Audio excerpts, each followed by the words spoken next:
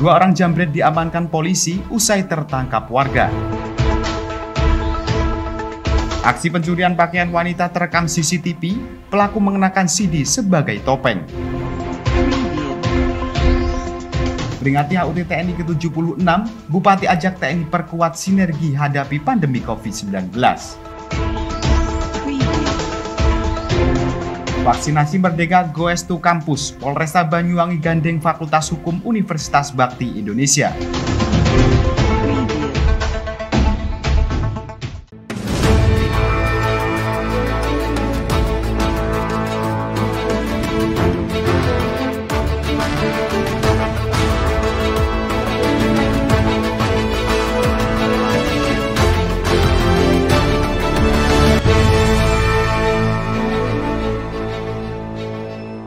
Mengawali informasi yang pertama pemirsa, dua orang pelaku penjambretan diamankan polisi usai tertangkap basah oleh warga ketika hendak merampas barang milik korbannya di Dusun Yosomangun, Desa Jajak, Kecamatan Gambiran pada Senin pagi. Kedua pelaku bermodus pura-pura menanyakan sebuah alamat kepada korban untuk mengalihkan perhatiannya. Pemirsa, inilah DA 50 tahun serta S 47 tahun, dua terduga pelaku penjambretan yang diringkus unit reskrim Polsek Gambiran. Usai keduanya tertangkap basah oleh warga saat melakukan aksi penjambretan di Dusun Yosowinangun, Desa Jajak, Kecamatan Gambiran pada Senin pagi. Di hadapan penyidik, kedua pelaku yang kini sudah ditetapkan menjadi tersangka mengakui aksi penjambretan yang mereka lakukan terhadap kakek berusia 75 tahun yang bernama Ragil Saring. Menurut pengakuan korban, kedua tersangka yang berboncengan menghampirinya untuk menanyakan sebuah alamat, di mana yang berperan sebagai penanya alamat yakni tersangka DA. Bukannya berterima kasih, DA malah marah-marah kepada korban dan rekannya S kemudian berusaha mengambil uang yang terbungkus plastik yang berada di dalam sakunya. Sontak, korban langsung melawan dan berteriak minta tolong.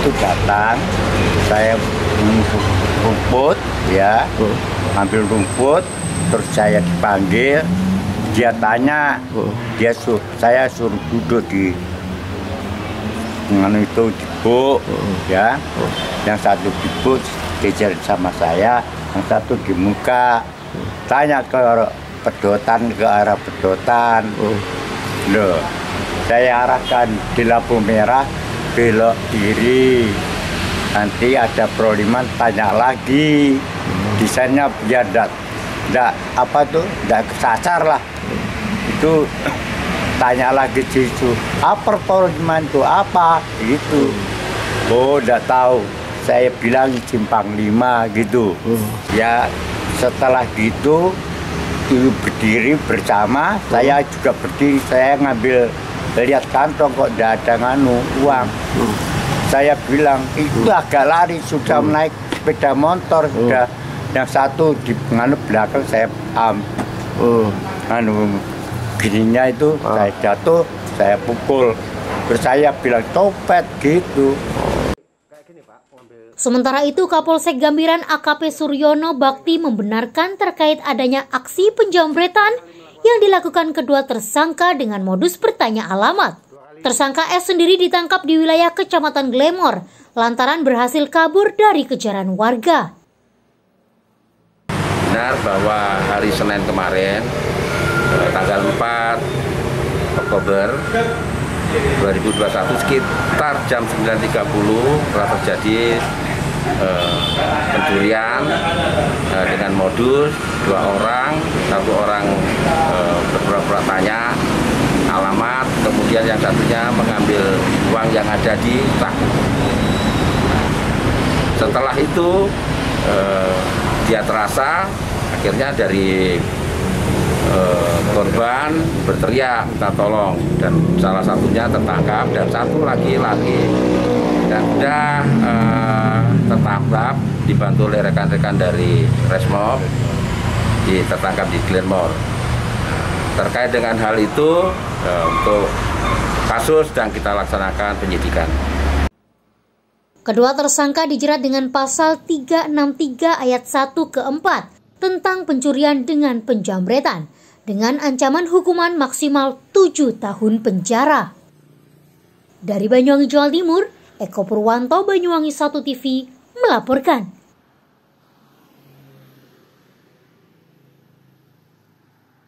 Maraknya aksi pencurian celana dalam milik sebagian kaum Hawa di wilayah Dusun Kerajaan, Desa Sempu, Kecamatan Sempu, membuat warga kian resah. Pelaku yang mengenakan celana dalam sebagai topeng ketika beraksi sempat terekam kamera pengintai ketika menggondol pakaian milik salah satu rumah warga. Pemirsa, dari rekaman kamera pengawas milik Krisna Wiyasa, salah satu korban aksi pencurian celana dalam asal Dusun Kerajaan, Desa Sempu, Kecamatan Sempu, Banyuwangi, nampak pelaku melompat pagar belakang rumah miliknya sambil mengenakan celana dalam sebagai topeng. Dari rekaman yang diambil pada awal September bulan lalu tersebut, pelaku yang berhasil menyelinap masuk langsung menggondol baju beserta celana dalam yang tergantung dan kemudian kabur dengan melompat pagar usai melancarkan aksinya. Aksi pencurian yang terbilang konyol tersebut membuat Krisna resah lantaran pelaku sering menyatroni kediamannya dan hanya mengambil pakaian dalam milik istri dan juga anaknya. Tidak hanya satu, sudah puluhan celana dalam dan juga baju tidur yang berhasil digondol si pelaku. Ya, kurang lebih adalah CD 10, BH-nya ada 5, baju tidur lingerie-nya ada 1, terus celana dalam anak saya ya kurang lebih 4 atau 5. Terakhir bulan kemarin tanggal 4 September sekitar pukul 3 sampai 4 lah, kurang lebih sekitar sebelum subuh itu terekam CCTV. Kasus pencurian ini, posisi Mas itu berada di mana? Saya posisi setiap kali itu ada di rumah, pas di rumah. Cuman kan waktu istirahat, tidur malam, jadi enggak kedengeran kalau ada orang lompat pagar atau segala macam. Selain Krisna, Erni Indah, salah satu tetangganya juga mengalami hal yang sama. Diduga pelaku yang memiliki kesamaan motif dan ciri ketika beraksi tersebut juga menguras habis pakaian dalam miliknya. Berbeda dengan Krisna, saat menyatroni rumah milik Erni, pelaku sempat membobol pintu dapur dan menggondol sejumlah mata uang yen dan juga laptop. Dan anehnya, menurut pengakuan Erni, pelaku sempat merusak bagian kelamin pada boneka milik putrinya dan meninggalkan jejak cairan pada boneka tersebut.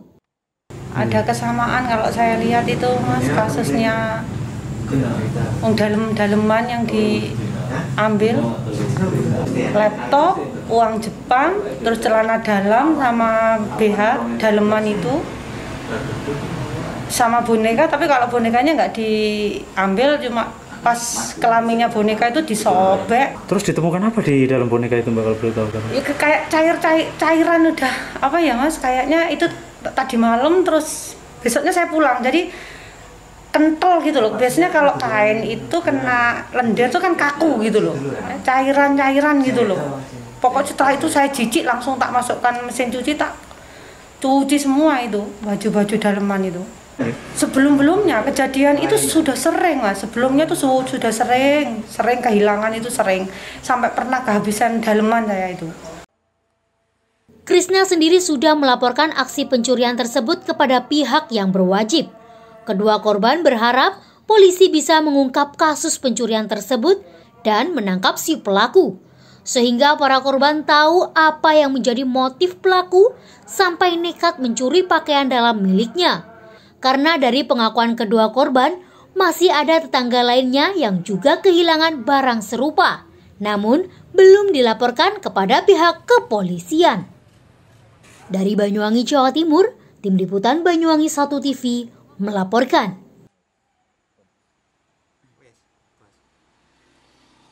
Peringatan Hari Ulang Tahun Tentara Nasional Indonesia ke-76 yang jatuh pada tanggal 5 Oktober 2021. Kodim 0825 Banyuwangi beserta jajaran Forkopimda melaksanakan kegiatan upacara peringatan HUT TNI ke-76 secara virtual dan terbatas. Dengan penerapan protokol kesehatan secara ketat, bertempat di Makodim 0825 Banyuwangi berjalan dengan baik dan lancar. Pemirsa, Bupati Banyuwangi Ipuk Fiestiandani mengajak Tentara Nasional Indonesia, yakni TNI, semakin memperkuat sinergi dalam perang menghadapi pandemi COVID-19. Hal itu disampaikan Bupati Ipuk dalam Tasyakur HUT ke-76 TNI yang digelar di Makodim 0825 Banyuwangi pada Senin 5 Oktober 2021. Acara tersebut dihadiri oleh jajaran Forum Komunikasi Pimpinan Daerah atau Forkopimda Banyuwangi.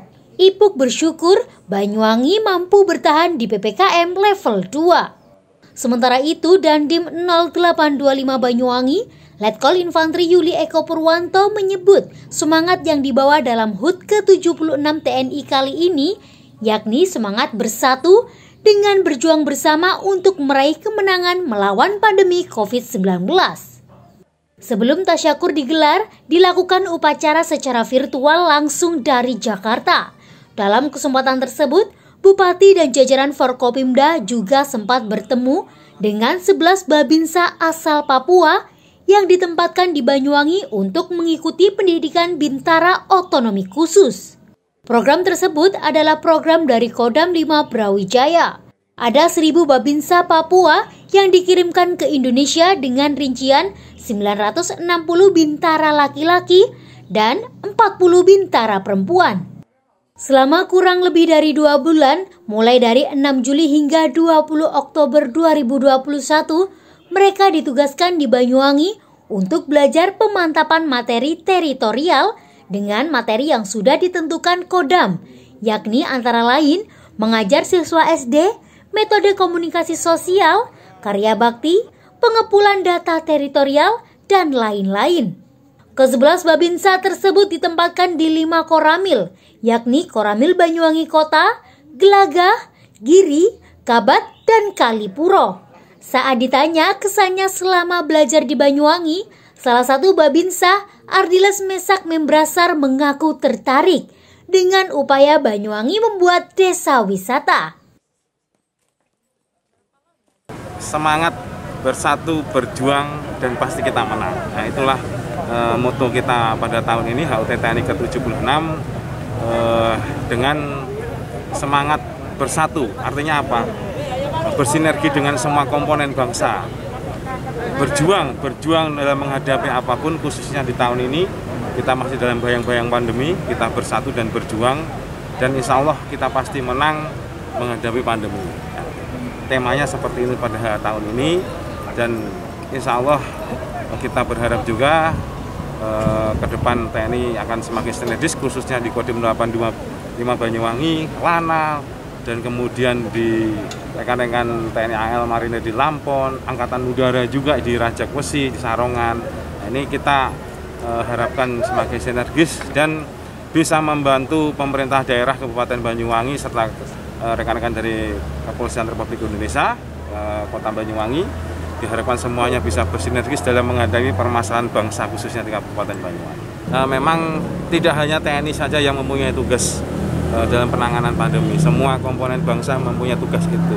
Pemerintah daerah, TNI dan Polri, dan semua tenaga kesehatan sama-sama berjuang. Itulah makanya ada moto dan tema pada tahun ini, bersatu, berjuang, dan pasti kita menang. Kita berharap pemerintah daerah dengan TNI akan terus memperkuat sinergi, apalagi di masa-masa sulit seperti ini. Jadi kita semuanya ingin bahu-membahu bekerja keras menghadapi pandemi. Dan memang kalau dulu TNI berjuangnya melawan penjajah, bagaimana menjaga stabilitas keamanan, baik itu dari gangguan dari luar, baik itu gangguan dari internal. Nah, sekarang saatnya TNI berjuang menjaga stabilitas keamanan dari pandemi COVID-19. Reward ya, kita sedang upaya untuk mengarah ke sana, memberikan apresiasi.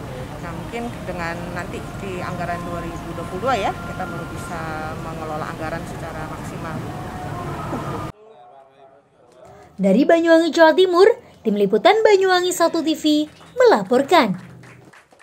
Dirgahayu TNI ke-76. Bersatu berjuang pasti menang. Upaya percepatan kekebalan komunal terus dilakukan Polresta Banyuwangi lewat vaksinasi Merdeka. Bekerja sama dengan Fakultas Hukum Universitas Bakti Indonesia, sebanyak 600 lebih dosis vaksin diberikan kepada pelajar dan juga masyarakat umum di wilayah Kecamatan Celuring. Lewat kerjasama tersebut, diharapkan 70% masyarakat sudah disuntik vaksin dapat segera tercapai. Baik pemirsa, informasi berikut sekaligus menutup perjumpaan kita pada hari ini. Anda dapat menyimak informasi tadi melalui sosial media Banyuwangi 1 TV. Saya Haryadi mewakili kerabat kerja yang bertugas pamit undur diri dari hadapan Anda. Tetap jaga kesehatan, terima kasih dan sampai jumpa.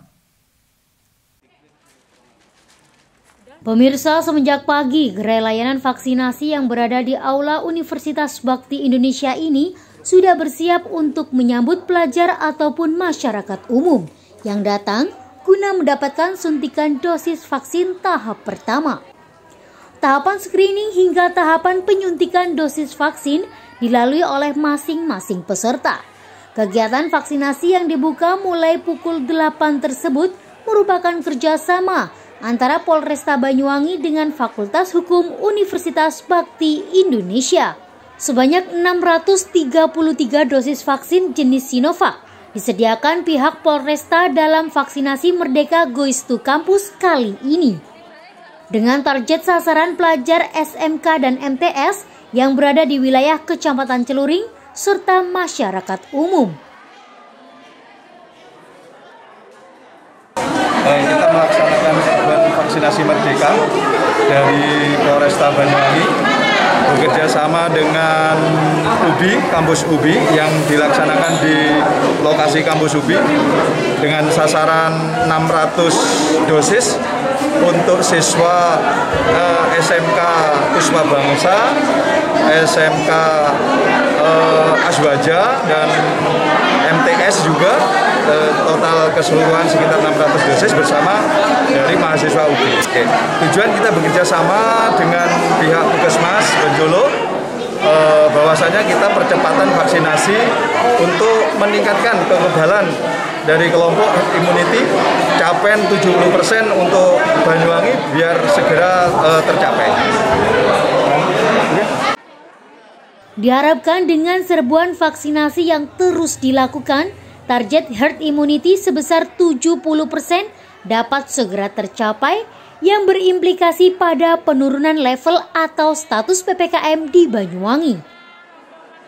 Harapan dari kegiatan vaksinasi bersama dengan Polresta ini otomatis untuk mempercepat menurunkan level Banyuwangi, yang mana kalau kita nanti 70% capaian vaksinasi kita, level kita bisa segera turun. Dari saat ini level 2, capaian kita 50,2 kemarin, untuk 2 minggu ke depan itu ditargetkan kita sudah 70% sehingga level bisa turun ke 1 dengan sasaran lansia minimal 60%. Jadi selain dari anak remaja sekolah, kemudian masyarakat umum, kita juga ditarget untuk lansia, khusus lansia ini umur yang 59 ke atas, jadi 60 tahun ke atas itu nanti masuk lansia.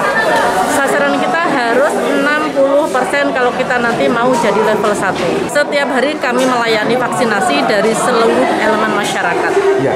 Untuk hari ini vaksinasi tahap pertama atau tahap kedua? Hari ini tahap pertama. Kita hari ini juga tidak hanya di sini bersama dengan Polresta, tetapi hari ini kita juga melakukan vaksinasi ada di MTS Celuring dengan sasaran 500 vaksin dari Dinkes.